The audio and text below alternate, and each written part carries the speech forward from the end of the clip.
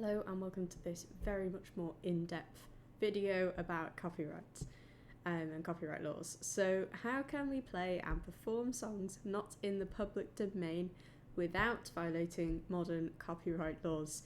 This question is for both online and offline like performances and recordings and things. So for the public domain, as of this video, it is anything I think pre-1925 now, because we're in 2022.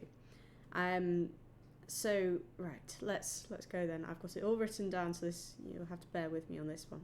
So for cover artists or bands, if you're playing in a live music venue, as I briefly mentioned in the last video, that it should not be a problem because the venues pay for the licenses to be able to play recorded music and live music, like have that broadcasted in their venue.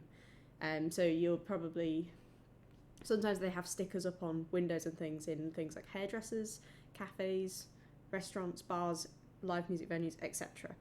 And then that means it's not actually the cover artist's responsibility. The license fees do depend on the size of the venue and how often that music is played there, specifically the live music side of those things. Like if a cafe puts on a live music event twice a month, they're not going to pay as much as an arena that has shows every single night of the year pretty much.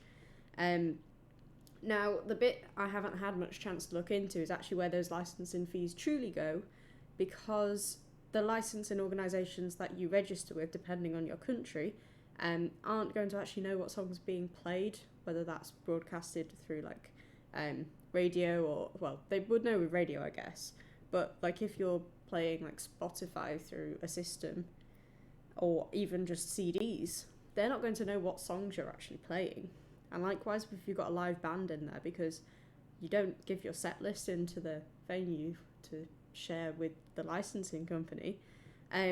So I don't know how actually that works. I'd have to look into that. Now for busking, I've came to the conclusion myself from experience and a small amount of research before this video, that it's practically unenforceable for like licensing and things like that. But with online performances such as live streams and recordings that are uploaded to YouTube or other platforms, definitely more enforceable. So do bear that in mind. Now in the UK there's two main copywriting organisations, and that's PRS and PPL. In America you have I think from another video it's ASCAP, ASCAP, and BMI. That's their like equivalent organisations, if you like. So PRS, which I presume is ASCAP's equivalent, it sees that songwriters, composers and publishers receive royalties when their work is performed, streamed, downloaded, reproduced, played in public or used in film and TV, whereas PPL sees that the performers and the rights holders are paid their royalties when the work is broadcasted on radio, TV, online and via other media. There is now actually a combined license that a venue can purchase, so thinking of like the hairdressers, bars, restaurants and things, called the music license, which is actually PPL and PRS combined. And it just sees that the fees get split in the right way. So basically, if you wanted to record a cover of a song and upload it onto YouTube, you would need to purchase two licenses. You would need to get the mechanical license, which is the permission from the song's publisher to record and distribute the song that they own the rights to because they published it. And then if you wanted to put a video on top of that, so if you were doing it for YouTube, you'd most likely have a video of sorts, you would need a synchronization license or a sync license so that you can put the music and the lyrics to a video, to video footage, because the mechanical license doesn't cover you to do that. So to summarize this even further, as I said before, live music venues should have a license for live music. You can actually check this before you perform there just to make sure you're covered, but I wouldn't worry that probably you have it.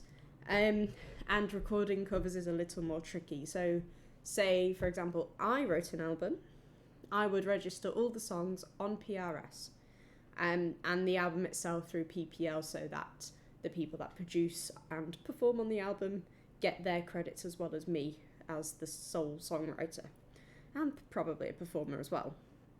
Now, say you, yes, you, wanted to cover the song, or a song, for and do it as a recorded video that you could then distribute through YouTube and other social media platforms and things, you would then have to buy the mechanical license for that song, so that my publisher, the publisher could be me, would then accept, so that you and a sync license to do the video for it, and then you would also register yourself as a performer, so then you can receive performance royalties, and then I would receive the royalties, and my performers that were originally involved, etc., would receive their royalties for making the song in the first place. Overseas have different, they have similar licensing rules, but under different organisations, so you just have to Google that and find out what your equivalent things are where you are in the world, to help you out. Now, I do have some links in the description for PRS, PPL, the PPL PRS music license combined thing, and a couple of articles on covering songs, just so you can read through those in a little bit more detail. But I do hope that this question, and the answer for it, helps you.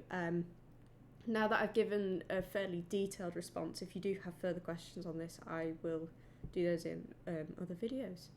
But yes, cheers, bye.